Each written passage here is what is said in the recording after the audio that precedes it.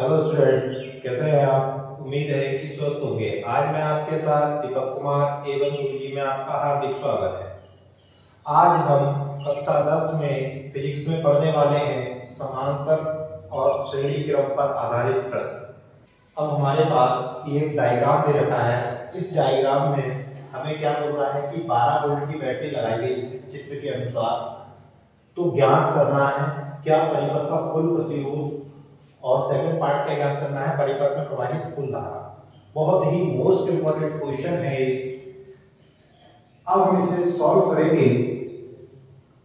क्या दिया है? दिया है प्रतिरोध R1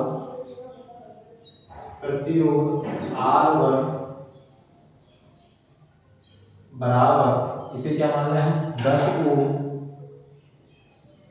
और R2 बराबर क्या मान रहे हैं इसे 20 ओम। प्रतिरोध R3 बराबर क्या मान रहे हैं हम R3 बराबर 5 ओम।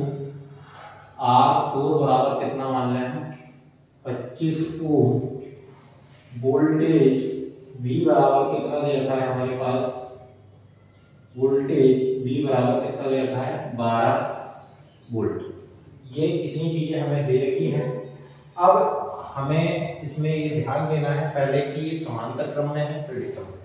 इस परिपथ में हमें धारा का निर्धारण करना पड़ेगा, अगर पेपर में या प्रश्न में नहीं दिया है। देखो ये यहाँ तक धारा गई I, ये नोड लगा हुआ है तो नोड से ऊपर की तरफ बढ़ गई धारा। ऊपरी वाले भाग में I1 गई, नीचे वाले भाग में कितनी गई हमारी I2। श्रेणी क्रम में धारा समान होती है और समांतर क्रम में क्या होता है धारा अलग। अब ये नोड तक धारा I फिर ऊपर वाले भाग में बढ़ गई I। देखो यहाँ कहीं भी 10 ओम और 20 ओम के बीच में कोई नोड नहीं लगा। नोड का मतलब ही डॉट, जिससे कि वो परिपथ में धारा बढ़ सके। तो ये दोनों ही क्या है श्रेणी क्रम में है, तो इसलिए जो धारा यहाँ जाएगी वही धारा इसमें जाएगी, क्योंकि यहाँ कहीं बीच में ऐसा कोई डॉट पॉइंट नहीं लगा हुआ। तो ऊपरी भाग ये R10 ओम और 20 ओम श्रेणी क्रम में हो गया। नीचे 5 ओम और 25 ओम ये भी क्या हो गया हमारा श्रेणी क्रम। अब हम इसको पहले हल करते हैं। प्रतिरोध R1 व R2 श्रेणी क्रम में है, श्रेणी क्रम में है। तो तुल्य प्रतिरोध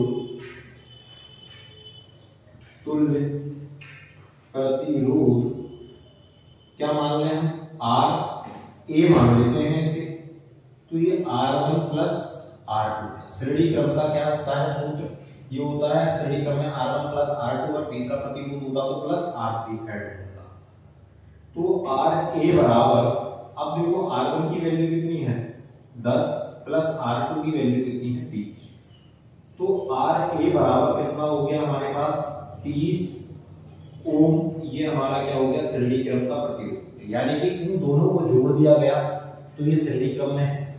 तो ये RA की वैल्यू कितनी हो गई 30 ओम। इस 5 ओम और 25 ओम दोनों एक लाइन में है प्रतिरोध। अब इनको श्रेणी क्रम में है तो अब श्रेणी क्रम का सूत्र लाएंगे। अब इसी प्रकार क्या R3 प्रतिरोध R3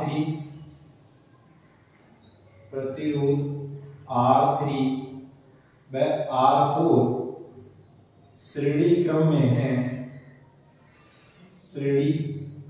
में है। तो तुल्य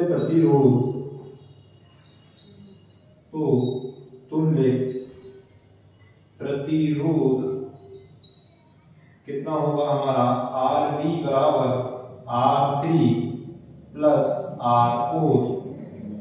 RB बराबर, अब देखो R3 की वैल्यू कितनी है 5 ओम और R4 की वैल्यू कितनी है 25 ओम। 5 प्लस 25, RB बराबर कितना आ गया 30 ओम। अब हम इसका अगर हम संयोजन बनाएंगे तो ध्यान देंगे कि हमारे पास इन दोनों को मिलाकर के एक प्रतिरोध बन चुका है और इन दोनों को मिलाकर के क्या बन चुका है, एक प्रतिरोध बन चुका है। तो हमारा उस समय पर डायग्राम जो आएगा वो कुछ इस तरीके के इंटरफेस में आएगा, यानी कि RA बराबर 30 ओम और RB बराबर ये कितना हो गया हमारे पास 30 ओम। इस तरीके का डायग्राम हमारे पास बन के आएगा। फिर ये हमारा क्या लगा हुआ है, बैटरी लगी हुई है, ये हमारा अमीटर लगा हुआ है। इस तरीके का हमारा डायग्राम बन के आएगा। ये यहाँ पर हमारा नोड लगा हुआ है। अब ये दोनों देखो, अब ये यहाँ के बाद ये धारा आई जा रही थी, अब ये दो भागों में बढ़ गई, ऊपर वाले में आई बना रही है, नीचे वाले में कितनी आ रही है I2। तो ये I धारा I1 प्लस I2 भाग में हमारी क्या हो गई, बढ़ गई। तो अब ये प्रतिरोध RA और RB दोनों हमारे क्या हो गए, समांतर क्रम में हो गए। तो अब इसका क्या लगाएंगे हम, समांतर संयोजन लगाएंगे। इतना आप पहले ध्यान से उतारिएगा। अब हमारा प्रतिरोध RA बराबर 30 ओम आ गया, RB बराबर 30 ओम आ गया। ये दोनों क्या है, इसमें दोनों में धाराएं बढ़ रही हैं, ये दोनों क्या हो गए, समांतर क्रम में। अब प्रतिरोध RA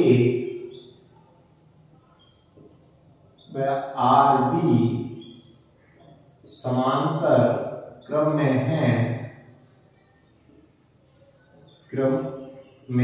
है, तो परिपथ का तुल्य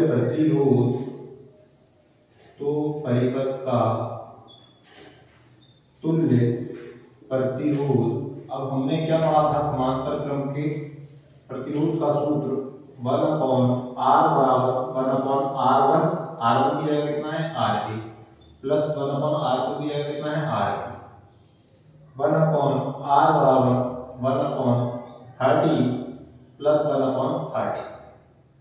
अब देखिएगा यहाँ पर 1/R, यहाँ एलसीएम लेंगे, दोनों जगह राशि सेम है, तो ये 30 आ गया।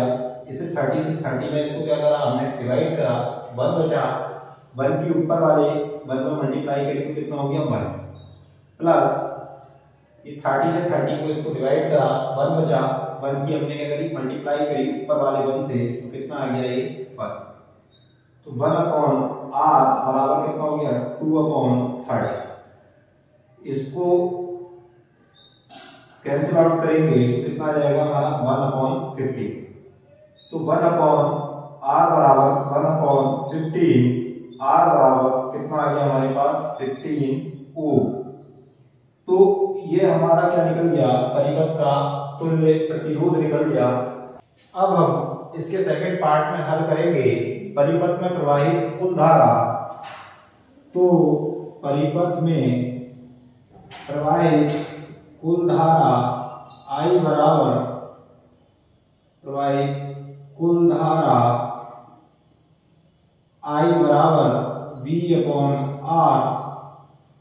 तब I बराबर, अब देखेंगे V की वैल्यू कितनी दे रखी है हमारे पास 12, और तुल्य प्रतिरोध हमारे पास कितना निकला है 15। अब देखो 3 से काट सकते हैं इसे, 3 चौक 12, 3 पंजे 15। I बराबर 4/5 एम्पियर। उसके बाद इसे हम पॉइंट में भी हल कर सकते हैं, I बराबर 0.8 एम्पियर। तो ये परिपथ में प्रवाहित कुल धारा हो गई, ये हमारा परिपथ में प्रवाहित कुल प्रतिरोध हो गया। इस प्रश्न को ध्यान पूर्वक हल करेंगे।